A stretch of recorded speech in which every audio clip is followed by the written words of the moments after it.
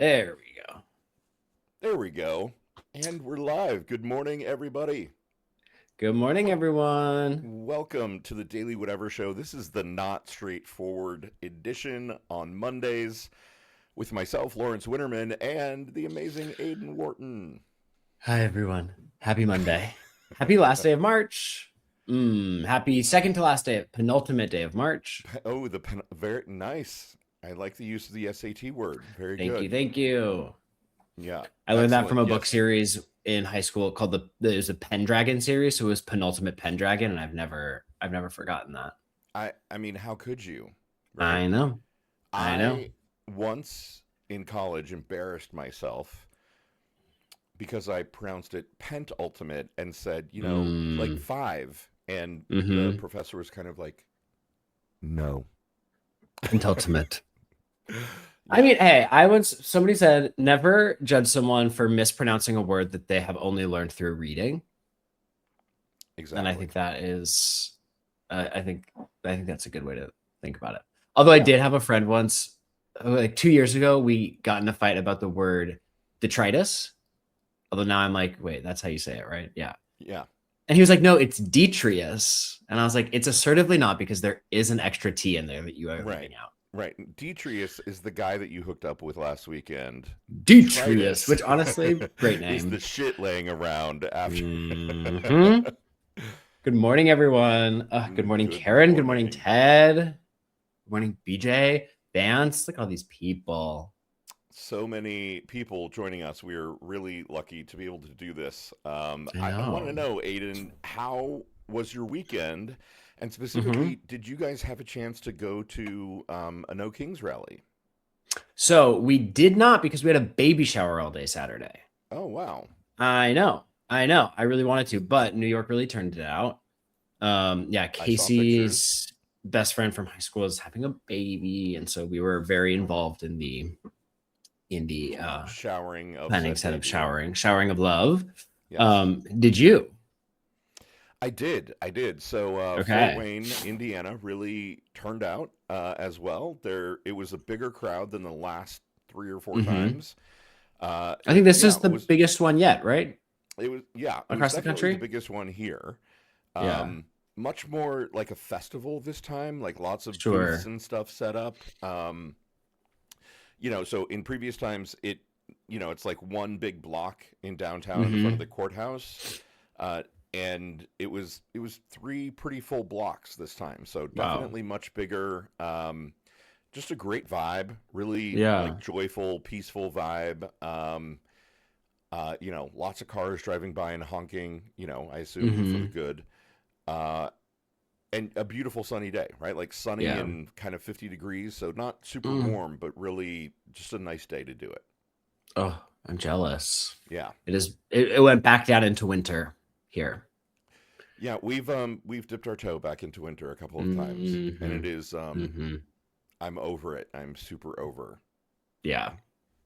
I will say though, then yesterday, I think you'll enjoy this. We did see Project Hail Mary for my friend's birthday. Oh my gosh. What did you think? Have you seen it yet? I have. I actually took myself to go see it this weekend as well, and I fucking loved it.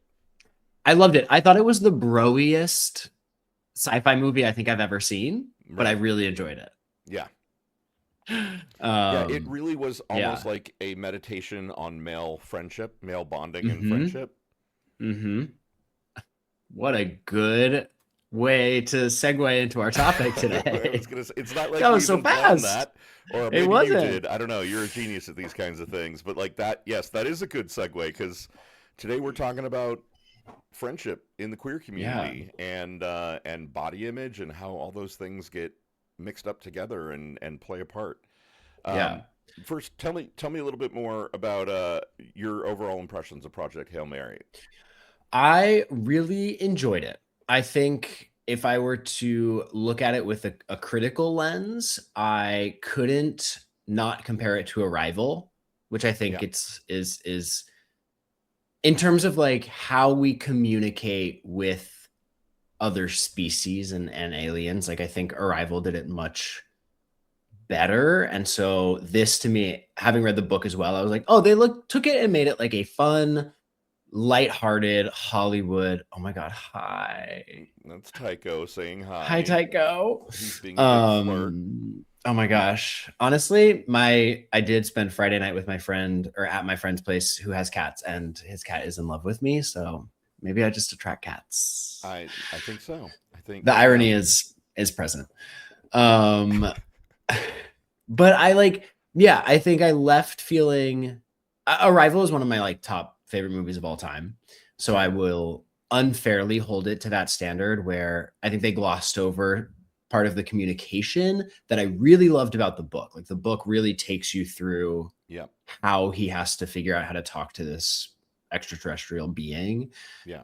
And in the movie, they were like, he gets the sounds and he puts it into the computer and now they can talk and it's funny, which Right. is what I think audiences want these days. So I have no qualms about that. But that would have been my one thing. Absolutely understand. I totally take your point. I also think Arrival was an amazing, amazing movie. And the story that it's based on by Ted Chiang, This Is the Story of Your Life. Oh my God. Like that story destroyed me when I read it. Yeah. And then when I realized they were turning it into a movie, it was one of those like, I'm not sure they can make this into a movie. Mm-hmm. And then I went to go see the movie and, was absolutely like heartbroken. I mean, it's, yeah. Enraptured, everything. Yeah, it's magnificent. I watch it every time I need to be reminded of the beauty of life. Yeah. Yeah. And necessity of pain. And, right. And, like, I loved them and I'm glad that I loved them, even though I know it has to end. Like, it encapsulates that so well. I actually saw the movie with my my first ex-husband as we were going through our divorce, and it was just one of those like, oh my God, like we're watching elements of our relationship play out on the screen, and it's not painful and uncomfortable, and we're sitting here next to each other, but it's also sort of beautiful, and yeah, it was intense. Have you seen the Watchmen HBO show? Yes. They also, I think, did that really beautifully. Those two, that movie and that show, I think really explore that concept in a way that I have never been able to forget. Yeah. Yeah. And I keep comparing Project Hail Mary to Contact because this is, have you seen Contact? Saw it a long time ago. Yeah. I mean, I think it probably came out when you were incredibly young, and so I'm not sure that you wouldn't have seen it in the theater or anything. 99. I don't know why that's sticking in my head. Yeah, I think that's right. Actually, I think it was just turn of the century, basically. I was 4. Also, wait, I'm gonna leave you to vamp for 10 seconds. I need to get a different chair because this one keeps hitting my hat. So it's a vamp. Yeah, no, I don't know how to vamp. I'm innocent. What are you talking about? I can't do that. Okay, I'm back. You nailed Excellent. it. Thank God. Yeah, so better. Contact for me was like a big deal movie because like it kind of changed the way that I saw the world and the universe, and spoke to kind of, the human experience and being a part of something big and amazing and magnificent, and also feeling insignificant and like the tiniest, fraction of it at the same time. So, which I think is what like good science fiction should do. That's what Three Body Problem did for me. In a way that had like a surprising philosophical effect. Tell me about that. The way that they explore the end of time and just how futile trying to assert permanence is, because no matter what, in 1,000,000 years, in 2,000,000 years, in 1,000,000,000 years, nothing matters. Right. Nothing that we try to do to escape death, to create our immortality, all of this like very human condition, nothing matters. And I think that nihilism can either be really debilitating or really optimistic. Yeah, I mean, I will admit I often find it very debilitating. Like there is a piece of me that is liberated by that, and there's also a Right. piece of me that looks at sort of looks at that truth and finds a certain hopelessness in it that's hard for me Yeah. to escape, you know? Sure. Because I feel like the theme of my life, at least, is meaning. Like, I Hmm. want the meaning. I want to understand. I want to know why and who and what Right. and how and why are we doing this and why am I repeating these patterns and how do I make my mark on the world? Like, that's what I want. Have you, not to just like keep throwing things that, have you watched the Banshees of Inisherin? I have not. Okay, that's Colin Farrell and I'm forgetting his name. Dominic. He played Mad Eye Moody in the fourth Harry Potter. Okay. But it's a brilliant, brilliant film. It's by Martin McDonagh, who is a really acclaimed Irish playwright and director. And the concept is these two best friends. One day, I'm gonna Google his name really quickly because it's gonna kill me. Banshees of Inisherin came out in 2022. Colin Farrell, Brendan Gleeson. Oh, right. Okay. They're two like Irish pub friends, and one day Brendan Gleeson decides he doesn't want to be friends with Colin Farrell anymore. And through that premise, the whole film is a meditation on whether or not it is better to enjoy your life in the present or sort of suffer in the name of greatness in perpetuity. Ooh. And I'm going to leave it there. But if the chat, if you haven't seen it, it's a hard watch. It's really funny. It's a brutal dark comedy, and it's great. It's so good. Okay, that is an amazing hook. Like, now I have Great. to go watch it. Yeah. Perfect setup. Wow. Okay. So this is probably pretty appropriate, right? Like, we had big topics planned to talk about today. And stuff that I think can get pretty deep. But I think part of what we had talked about beforehand was talking about friendship and gay male friendship and talking about body and body image and the connection between those things because, we're gay men and those things are connected, Yeah. friends and What I think, hotness. No, go I ahead. think the way, because for the chat and for the listeners and the viewers, we had been brainstorming some ideas, and those to me felt like the closest that had a through line, because a lot of what I have been dealing with recently and a lot of questions that I've been getting asked recently from folks on socials or on the podcast is like why friendships feel different now, what our friendships are sort of turning into. We're losing a lot of the ways in which we either built friendships or sustained friendships. And for a lot of, I will make it like the gay folks in New York, but I think it's a pretty central theme. Like I wrote about it 2 weeks ago. I had a guest writer write about it last week. Like this idea of gay friendship, and then this idea of like the gay gaggle, which is how Mike DeSocio, who wrote my guest piece last week, describes it. And he moved to Milan 6 months ago by himself, didn't really know the language, and was like, I have to build a friendship circle. And he did pretty impressively. But it touches on this theme of loneliness that I think is so prevalent. Like it's been prevalent for the past decade and just getting worse. And we're not really understanding like what to do about it and how to show up for people in a way that will actually alleviate it. Yeah. So that is where, and then to tie it all in is like, we are very like homogenous creatures, and we like attracts like. I'm really trying to clock how many times I say like, but I did need to say it in that moment. Yeah, no, you did. Like attracts like. And so when you think about body image and when you think about friendship, there's that other valid criticism that is, look at this picture of a bunch of white gays with six packs on Fire Island or Palm Springs or PV or P Town. All the names start with P.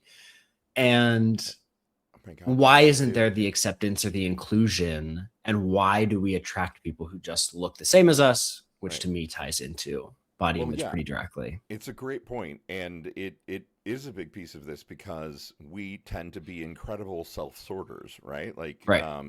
the bears hang with the bears, and the circuit guys hang with the circuit guys, and Hmm. et cetera, on down the line. Um, yeah. So it makes me think about the feelings of community and kind of authentic connection, right? And Right. um, kind of some of the questions that we workshop were like, when was the last time you felt authentic community and connection, and where do you feel that? And has it Hmm. changed over the course of time for you? I find myself pretty lucky in that I feel it pretty often because I've put a remarkable amount of effort into maintaining that and building and maintaining that. I've always been a person who's really focused on making sure that I have a strong community, especially when I get into a relationship, So when Casey and I started dating, I told him pretty clearly that my friends were a really important priority and that I wasn't going to be a person to lose myself in the relationship, which also sort of explains probably why I'm primed for non monogamy as well. Right. And yet I still find moments of loneliness. I think I'm in a period where my friendships are shifting a little bit as I, enter my 30s and am am deviating a bit from theater and into this podcast writing sort of gay persona. I don't know how to qualify it. Right, right. I just keep referring to you as like the next Dan Savage, because that Which I pretty hope much sums so. everything. Yeah. He does follow me, but he won't respond to my DMs, so we'll get there eventually. I do actually Um know him, kind of Oh, okay. tangentially. Dan, one day. Right. Um, but so I think, yeah, I think I have it pretty frequently, but I have it because I've put in a lot of hard work Hmm. and I make sure that I really show up for my people when they need it and as often as I can. So tell me this: when was the last time you actually felt community, though? Like, tell me the moment, the experience you were having. Yesterday, my friend Nice. Asher had his birthday party or his birthday, which we went to Jacob's Pickles, which is an incredible little restaurant here. Actually, it's huge now. They just moved. And then we all went to see Project Hail Mary. And it was like a group of 10 people, all of whom I'd known. Some I went to college with, some are new gay friends, some are, well, not super new. But just that feeling of, a bunch of gays at brunch Right. and girls, there were girls. And then going to see a movie and having that experience. Small community, but I also think larger community. Whenever I'm in primarily gay spaces is when I really feel that tangential community where it's not that I know everyone, but I feel relaxed. It's why I enjoy Hell's Kitchen, not for the going out, but just because I can look out the window and see a bunch of gay couples holding hands. Yep. Yeah. What about you? Yeah, being in Fort Wayne for the last 2 years has definitely Hmm. been sort of a wake up to, oh my God, gay community experiences of gay community is really intentionally built because Right. it doesn't just happen, especially in a town of this size. Hmm. Um, I would agree with pretty much everything that you said. That feeling of being with your posse, right, your gaggle, Yeah. and then being in a larger queer space is very comforting and very necessary. And so, you know, um, for me, I'd say probably the last time I felt it was before I left LA, kind of hanging Okay. out with a group of friends, um, at a festival. Right, there was like a little Yeah. street festival, not a big market days or Pride or anything like that, but a queer space, and yeah, like that experience of there are plenty of gay men to look at. We're all having fun cruising and checking people out.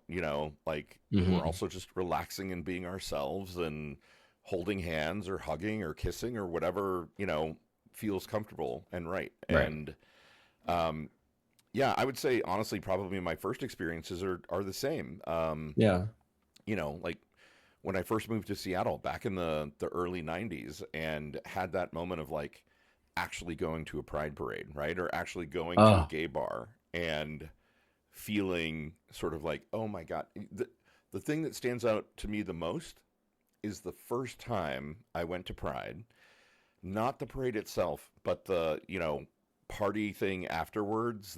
yeah. The bars are open and there's like the big festival out on the lawn and you're just roaming around and it's like, Hmm. it's that magical day when all of the hidden gays come out and present themselves in the sunshine. Yep. And you're just like, where are you? What bar do I have to go to? You know? Oh, wow.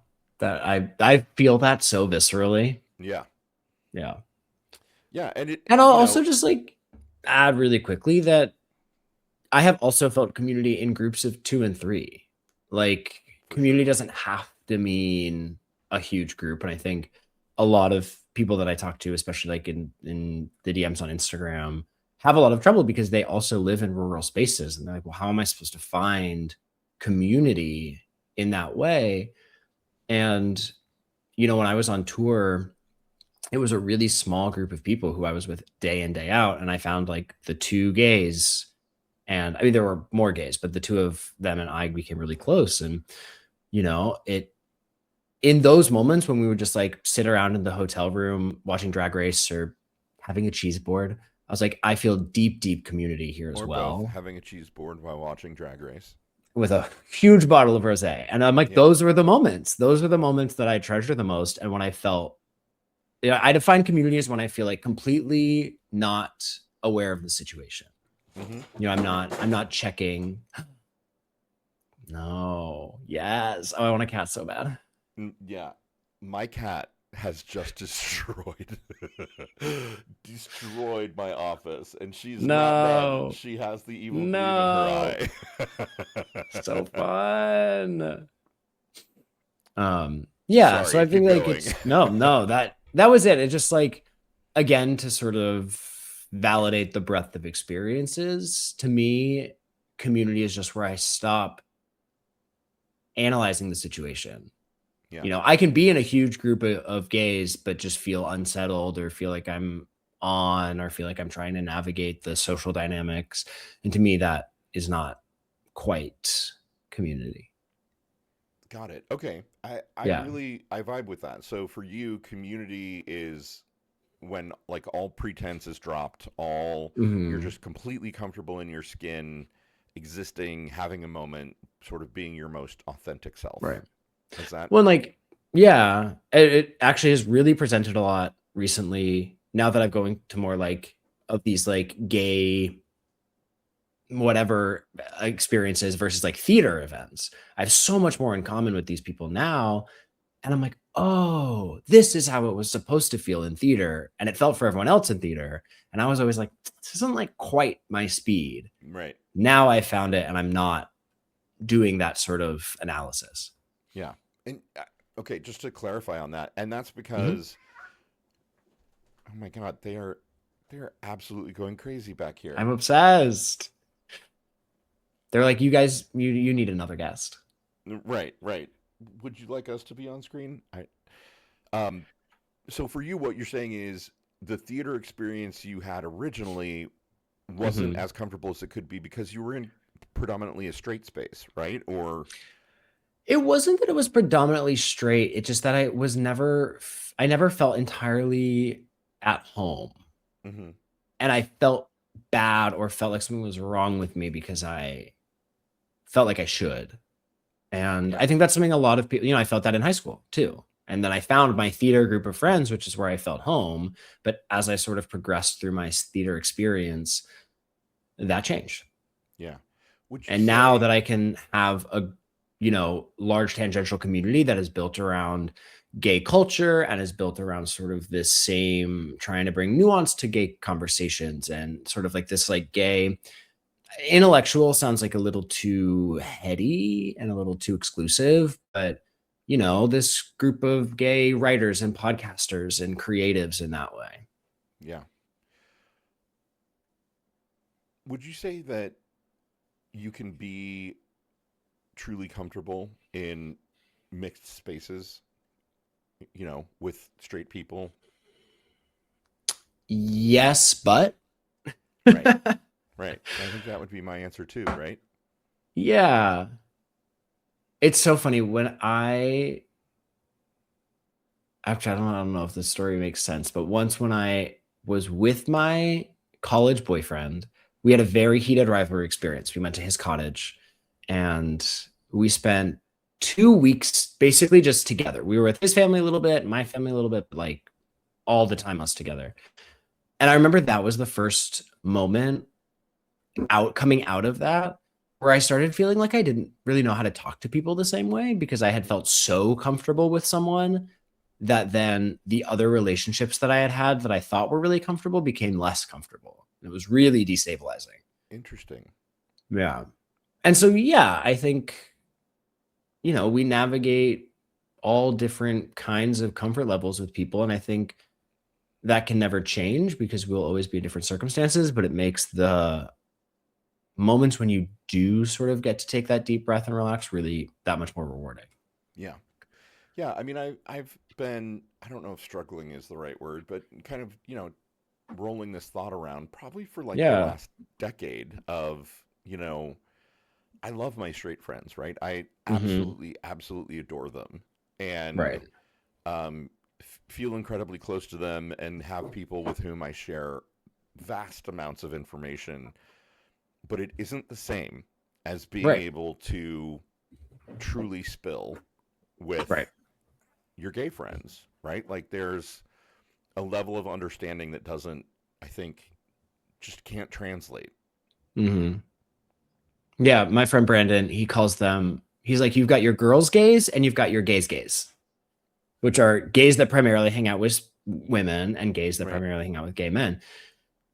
And I'm not sure if that's a him original or if he got it from TikTok because I'm not on TikTok, but he does really talk about that difference a fair amount. And yeah, I think it gets back to this question of homogenization and whether or not it's always okay because right, like I can kiki with my girls, but we're not going to share the same sex stories with the same level of understanding and the same Right. level of like, oh my god, I've been there. Right. Like again, at brunch yesterday, my friend was talking about a hookup that he had that had gone in a way that he didn't expect and he was so embarrassed. He didn't really want to talk about it. And then I was like, wait, this has happened to me too. And it was crazy. And we got to bond about that in a way that I'm going to guess none of my girlfriends have experienced. Yeah. Yeah. No, uh, I legit just told you something right before the show Yeah. that I felt like I couldn't share with anybody else. And I was like, this thing happened. I have to tell you. I'm never saying it out loud on the show, but Hmm. like, I needed a gay buddy that I could just be like, bro, let me tell you the Right. crazy shit that just happened.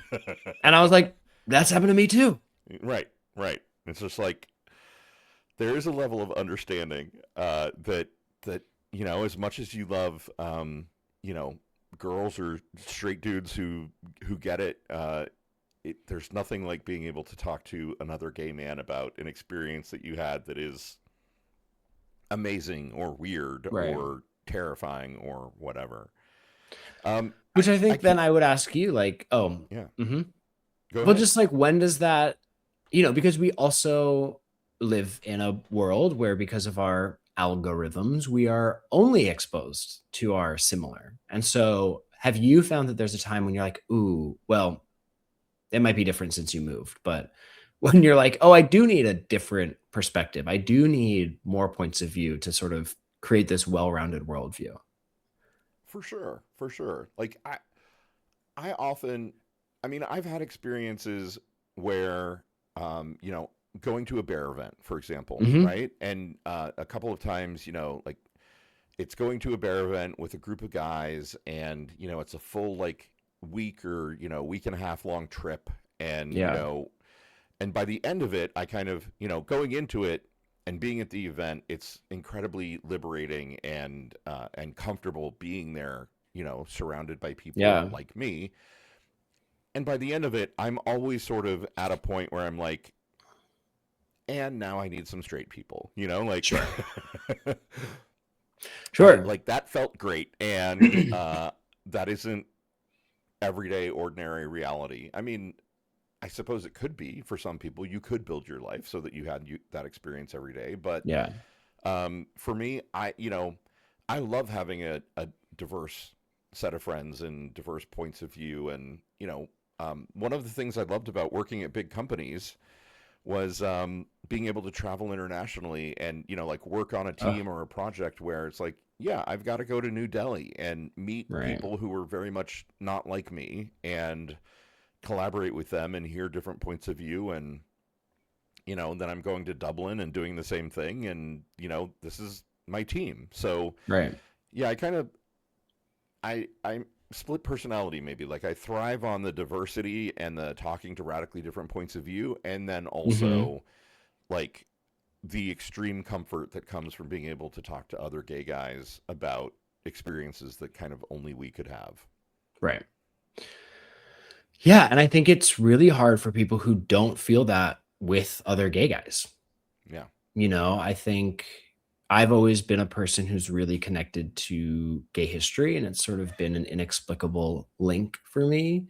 But I know so many people who feel worse when they get in a group of gay people, and it's just it's so tricky because it can either be really eye-opening and liberating or not. My guess for not this week's podcast, but the next podcast, there's a story that he says on the show about the first time he went to a puppy event, like a pup event, Yeah, yeah. where for the listeners, where you have a pup mask, he likens it to drag. He's like, a drag queen is a woman impersonator, and I am a dog impersonator. I don't think I'm a dog. It's just liberating. Right. And as he was telling me the story of his first time at one of these events, like he started crying a little bit. I started crying a little bit because there was this sense of acceptance and freedom and like beauty, honestly, that was really so inspiring to hear. And we ended the conversation, and I thought, wow, really every gay person should listen to this because it really just exposes how much we judge each other, but we all want acceptance. And yet, in this realm of the kink community, acceptance is so freely given in a way that it is not in sort of writ large gay culture. Yeah. It's so true. It's so true. I mean, I had an experience that stands out in my head. Hmm. These two guys that I knew in Seattle, really, really sweet men, invited me to a party out at their little cabin on Hood Canal, Yeah. and I was super excited to go. And I showed up, and I don't know how to describe it, Aidan. Yeah, I mean, I was like the only bear in a room full of Okay. drinks, right? That is a And memoir. I mean, honestly, right? Like, there's the title for my memoir. Yep. And I, yeah, it was just the weirdest vibe, right? Because Hmm. my friends who had invited me, I adore them. They're incredibly kind guys. I'm sure their friends are really lovely people, but there was just sort of this weird, uh, like, you seem like a nice person, but we're probably never going to sleep with you, like, Sure. uh, Sure. it was definitely a moment of feeling isolated in a place where I Hmm. had been hoping to feel community. Right. You know, Was it like, what was the sexual like energy I of mean, the space? Was yeah, it that was implied? Was it intended? Was it no, it was intended, right? Like, I think it okay? was very Right. much like, hey, we're all going to be fucking at some point, and then Right. I think kind of I came into the room and people were like, well, I'm not gonna. Right. Who's gonna? There were also, I will admit, in this particular situation, there were cookies. Uh, Got it. yeah, and the guy that had made the cookies, when giving me a cookie, it gave me two because he thought I was Oh, taking two to give to other people. And in retrospect, what I learned was I was only supposed to eat half of one of the cookies, and No. I ate both. Oh no. If you give a bear a cookie, I mean, honestly, if you give a bear two cookies, two right? cookies. I Oh literally no. ended up Yeah. that evening having one of the most profound, like psychedelically induced journeys of my Mm-hmm. spiritual life. It was very much not a like gay sexual community Right. evening. It was you're gonna go lay in the bed of your truck and look at the Mm-hmm. stars and talk to the Oh, trees for the rest of the night. that sounds so much nicer. Honestly, it was pretty great. Um, yeah, And it also, was I will just add that in my hearing of that story, what you felt in that moment is much more a negative reflection on the planning of the person right. than their like response to you, Yeah, you know. But yeah. I I also think, oh, mhm. no, it's not like I don't hold any judgment, right? Like um, I get it. I didn't know what I was walking into. Like they were so Right. insistent that I come to this party, and in retrospect, I probably would have been like, okay, maybe this isn't going to be my jam. Maybe this isn't going to be Hmm. the vibe. Um, but it was all done out of love. Right. I also think it brings up an interesting point of how sex factors into gay friendships too, you know, Absolutely. Because and I mean, how, mhm. newsflash, it does. Of course it does. And it's a really interesting thing that we get to and have to navigate. Sometimes it's great. Sometimes blurring that line is wonderful. And Yeah. sometimes, I've had moments where friends invite me over and I think, okay, do I preface this by saying I don't want to sleep with them? Am I assuming that they want to sleep with me? Do I actually want to sleep with them? Am I just nervous? Like that Right. whole Rolodex of thoughts that, Right. you Right. know, Right. And if I'm open to that possibility, do I get ready? And right. What do I do if we're just getting drinks and coffee? How do right, I, right, right. Are we eating burritos? Because then we're definitely not. and that again is all the gay navigation. It's so funny. When I was filming the Fire Island movie, I was with Matt Rogers and he was talking about the other two, which I don't know if you've seen that show on Oh God, I HBO. love it. Yeah. So good. But there's a scene where they're talking about there's two people on a date and they're talking about pizza. And they're talking about who is going to eat the pizza. And it is this coded who's going to bottom Right. mentality. Right. And Matt Rogers was like, "Oh, I don't know. I don't know how much I liked that scene." Blah, blah, blah. And all of a sudden, Joel Kim Booster, who wrote Fire Island, popped out and said, "Just so you know, I wrote that scene." But I was like, it's Right. such a good explanation of like how we navigate those things and For real. the meta conversation of it, like how people feel about that conversation.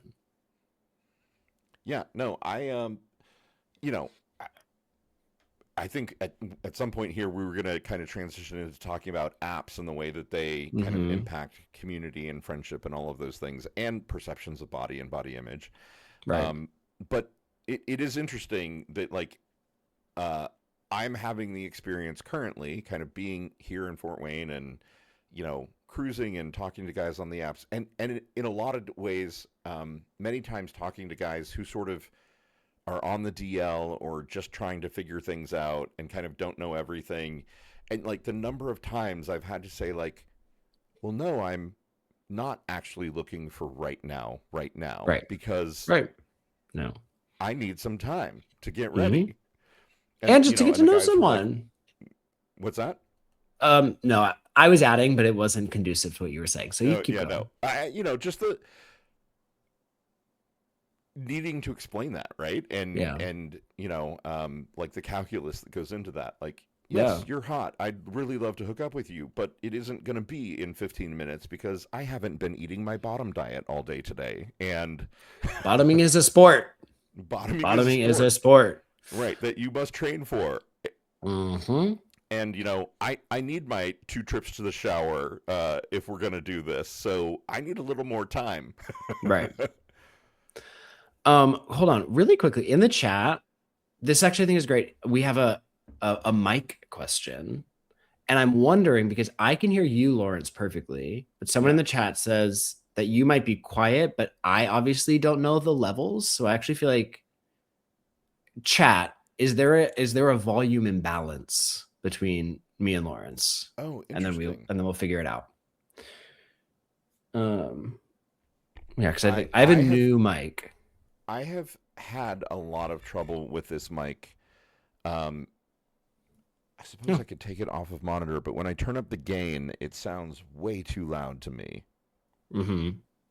Here's the secret. You have to listen with headphones. Okay, Deb says no. Karen says headphones. I can hear you perfectly. Okay, yeah, no, I can Slight hear you. clarity difference. Oh, yes, Lawrence is quiet. No. Oh my God, the chat has disagreements. Wow, okay. I mean, I'm going to turn up the gain, but like looking at my board, it looks like I'm in the red when I'm talking, so.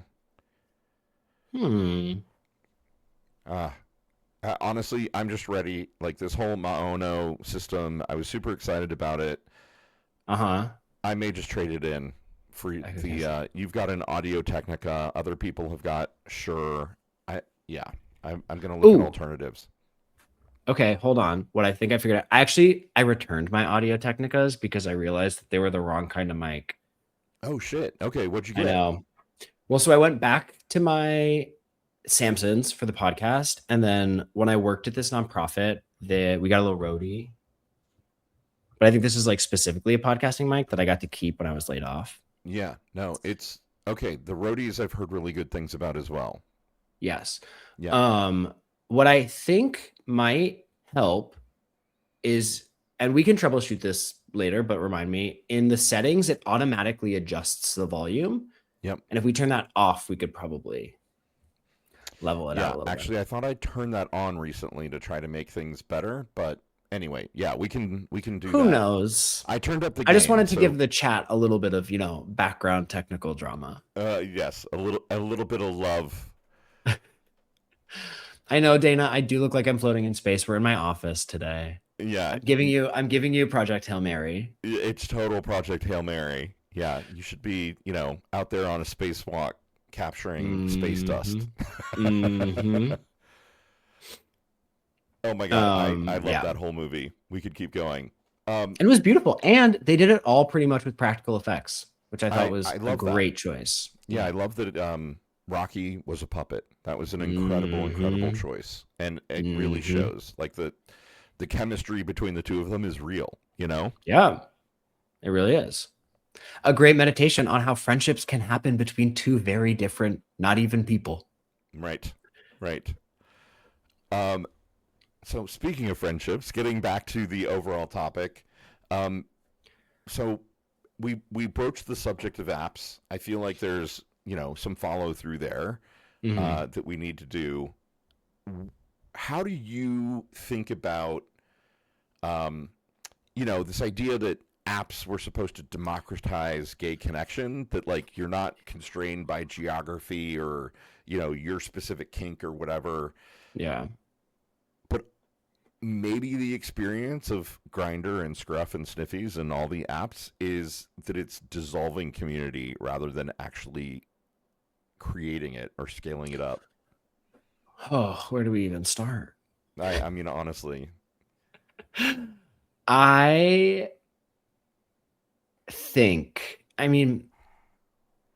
money is the root of all of these problems. I think we start there. Facebook was started with good intentions. Instagram was started with good intentions. They slapped filters on Instagram because they thought it would be a faster way to make your photos look pretty. Little did they know that 10 years later, people would be getting plastic surgery to look like the filters that they have invented. Like, right. AI was started with maybe good intentions. Now it is a runaway machine. And because we are all in the pursuit of do this better, faster, quicker, never stop in the name of progress. And I think sometimes we need to regress. But, you have Grindr completely changed the game. I know Andrew thinks that the game changed and Grindr came with it, but it totally affected how we exist, and Sniffies is changing how we exist, and Instagram has changed how we exist. I hope that we move in cycles. I hope that we get, I mean, we already are fed up. Grindr, oddly enough, seems like it's becoming this self-fulfilling prophecy where they just keep making things that nobody wants and people are leaving the apps because of it. And yet that is where we go when we're like, okay, I guess I'm bored and lonely and alone and horny. So I guess, maybe I'll re-download it. Maybe I won't. That's a ramble. It's hard because, again, I've met incredible people through the Same. apps. I met Casey on Hinge. We met through Substack. Like, I've met partners. I've met best friends through Grindr. Right. Right. My ex-boyfriend, we met entirely because of Scruff, right? Like, probably would not have met except for that. It is interesting to me the shift, and how apps have very discernible life cycles as users. Right. Like, you think about a year ago and maybe a little more, like a year and a half ago, how few people were using Sniffies and how now it is absolutely ubiquitous. Right. And in a lot of ways has, I think, is killing some of the older apps, and some of them, Scruff has just introduced a map feature, right? Right. So it's kind of remaking the game. I wonder, I mean, plenty of people have kind of talked about like the immediacy of like, oh, dick on demand, like use the apps. But what do you think about kind of maybe more on your idea of it allows you to find people that maybe you wouldn't have met otherwise, right? That there are connections that can be formed that wouldn't happen except for in the app environment. Yeah. I mean, one thing that I found really fascinating about Sniffies that I think I've said on here before, but bears repeating, is that the map aspect actually increases your sense of community. There is something to seeing dots that you can actively place that builds a sense of responsibility to community that does not exist when it's the Grindr grid. Right. And, I bumped into pretty much like the whole team of Sniffies last summer. And the CEO was like, my goal is to get people from chat to hook up as quickly as possible. Right. And I think that is a great goal. He believes that the act of hooking up with someone, regardless of what actually happens, is like a sacred connection between people, sacred or not. Maybe he probably didn't use that word. Don't quote me. Right. But that energy that is exchanged is important. That energy is lovely. It can be complex, of course. And he wants to facilitate that experience. That being said, he's got a team.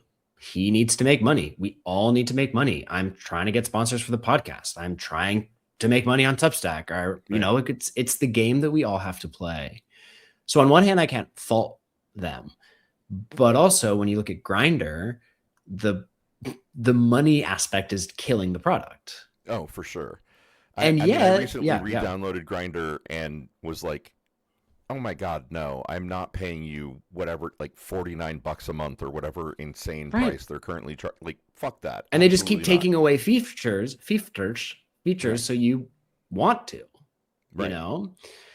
and yet it is where you can make really good connections. It can validate you well. It can become really toxic. I think leading into the body image issue, when your entire personality is reduced onto a, half inch, if that, picture, it really does something to you. And it, I also can't separate my own privilege from this conversation. I was talking to Hitesh Tolani, who runs Gays of National Parks, who was at Harvard for a while, and he says the 5 things that people look for on the apps are if they are white, tall, muscular, masculine, and athletic, which just means if they think you're a top. Right. And that is the gay currency of Grindr. Yeah. And it totally goes into the real world, and it affects how we interact with people in real life on all sides. And there's no responsibility from the tech companies to do anything good about it. I know that is not at all the answer to the question you asked, but that No, is where I went. but it's a real answer. And I'm in kind of the weird position of, I'm like the prototypical bear, right? Mm-hmm. And what that means is,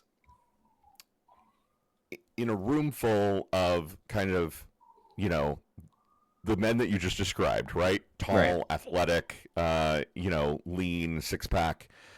I am not the currency, right? Like, but in Mm-hmm. a room full of bears, I'm a fucking demigod, Right. and Mm-hmm. I have had the weird experience of being on both sides of that equation, of being in the room full of guys that I'm like, oh my God, all these guys are super hot, and none of Right. them are remotely interested in me because I'm 5'10", I'm 270, I'm muscly, but it's all under a nice little padding of fluff. So, Right. but in a room full of bears, I have the really disconcerting experience of suddenly being like the guy that nobody can keep their hands off of. And, Right. you know, and there's whiplash there. There's also, an amazing feeling of like, oh my God, my people. If only I was attracted to bears. It's a complicated thing, and there's no winning, you Yeah. know? And in the podcast episode I did with Andrew, it's funny that in our chat we had talked about how body image, and you used the term before the show, body fascism, where somebody commented on the video, was like, this is a great conversation, but why are you wearing such tight shirts? Isn't that just another form of body fascism? When will it ever end? And it was interesting because on one hand, I use the way I look to promote the messages that I want to get out, which I think are important messages to communicate. Yeah. And that is the game that we live in. My body has changed a lot in the past year. My look has changed a lot in the past year because I've gotten older. The attention I have gotten on the internet has changed completely. Yeah. And yet I'm like, well, I can't win. Not that I'm like oppressed or anything, but it just is a nuanced conversation of, I've always been told that, like, if you have privilege, use it to platform other voices that don't and get the messages out there. So a lot of what I try to do is bring the messages from people who are not fit white gays to the white gays who listen to me because they think I'm attractive. Yeah. Yeah. You know? It's interesting. You said, part of what you were just saying kind of triggered a thought for me, which is, I've noticed, so this year is the year that I recently turned 56. Mm-hmm.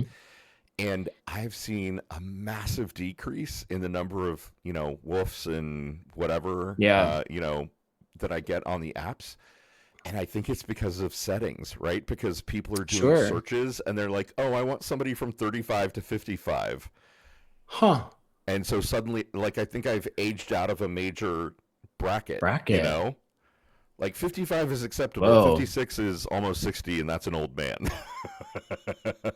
That's so interesting. Yeah. How does that feel?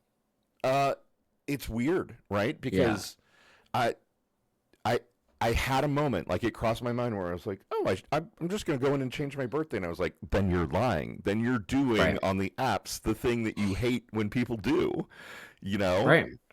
And I was like, oh, fuck. Okay. And again, it goes back to the issue being that the platform and Yeah. the sort of drop downization of our culture, where if somebody meets you out at the bar and they're interested in you, they're not going to be like, hold on, are you 55 or are you 56? No, exactly. Right. And going all the way back to community, the app culture is killing our community because our community spaces are going away. And when we are in community with people, we aren't practiced at going up and talking to them. So then it just doesn't work out at all. Right. And they're like, well, I can't talk to people in person. I guess I got to go back on the apps. And then we get frustrated with the apps. And we're like, well, why can't I connect with people in person? We're like living in such a fun time. Right. Yeah. Well, you talked about body fascism, and I wanted to drill down on that because I think here's a thought that I had. Actually, I saw somebody on Instagram said this, and it like distilled things that I'd been thinking more eloquently than I could have done it, which is, and it sounds a little off topic, but I swear it's connected. The whole looks maxing thing, right? The whole, clavicular and, hitting your cheekbones We're with a cycling hammer. back. Yep. Like, it's a little bit weird because those men are ostensibly straight men, and they are doing performative male optimization ostensibly for women, right? Right. But they don't like women. Like, they hate women. They want to oppress women. And so, like, with gay men, because I kind of feel like we do everything first, right? Sure. Like us, black women, and, and drag queens, like that's where culture comes from. But with gay men, it makes sense, right? Like, we can bitch about body fascism and body optimization and looksism and all of that, but it's because we're peacocking for somebody that we want to have sex with, right? Right. And the looks maxing guys, like, I don't get it. Like, who are they peacocking for? Because it's not women. They don't like women. Is it other men? And isn't that inherently gay? So, yeah, I haven't watched the Manosphere documentary that came out last week because I don't know if I'm ready to. But I did see like a response article about it. That was essentially they're just doing this for the other men in their sphere. Right. Period. They're not doing it for women. It's sort of this asexuality. Again, like I think we talked about this last week, where Clavicular in an interview said that he would rather lose his dick than his hair because he would look ugly without his hair. And if he lost his dick, nobody would know. Which I think is like the perfect sad reality that a lot of young men at this moment in time are living in. Sex does not feel, especially sex with a woman or sex with another person, does not feel of a priority. It's all about power and status and class, which is crazy to me because, as a gay man who kind of went through, trials and tribulations coming out and coming to terms with, my body and my sexuality, I can't imagine a life in which you're not enjoying the exploration of sex with another human being. That just seems so alien to me. Also for the chat, it's called Louis Theroux Inside the Manosphere on Netflix. Nice. Yes. Nice. I can't believe we're at the top of the hour. I know. Literally talk about anything. For not having much of a plan coming in today, we managed to hack something together. This was a great conversation. Yeah. I'm also like, chat, like what topics do you think we should cover in the future? I've always found that asking people for things that they think we should talk about is always so helpful because it makes it feel like there's a point. Not that there's not a point. Let us know. So next week we were going to have Fusen Aidan on. She got surprised with a trip home by her fiance, her girlfriend. So she's going to be in Turkey instead of hanging with us. Bye. Yeah, have fun. Bye. Ooh, after that, though, we've got Carl Dunn the week after that. Then we've got Mr. Troy Ford coming up. So we've got some author talk coming up, which is great. But yeah, let us know. Shar says intimacy. Oh boy, there's the topic. Love it. Yes. All right. We will plan a show on intimacy for next week. Ooh, I love that. Yeah. I can talk about that for forever. Aidan, where can people find you? Oh, you can find me at Gay Buffet on Substack. You can find me at Aidan Wharton, AIDAN on Instagram. And my podcast is called Getting Close. Tomorrow's episode is with my husband about we just celebrated 6 months of him not drinking and sort of how to break those unhealthy patterns that might be ruling your life. Amazing. Lawrence, where can the people find you? Well, here at the Daily Whatever Show and also at lwinner.substack.com. And I occasionally put things up on Blue Amp Media, which is Sure blueamp.co. Yeah. Yes. Oh, More kitty face. and where can we find the cats? The cats are here on my desk at all times of the day, often helping me type or preventing me from typing. Mm-hmm. But awesome show, man. Yeah. Thank you so much for doing this with me. It's always so much fun to talk to you on Mondays. We will put together a show for next week around intimacy and connection. I think that's a great topic to explore. And thanks for being here, everybody. All right, chat. Bye. Love you, mean it. Bye. Oh, now I need to find the button. Where's the button? This is the best part. This is the epilogue.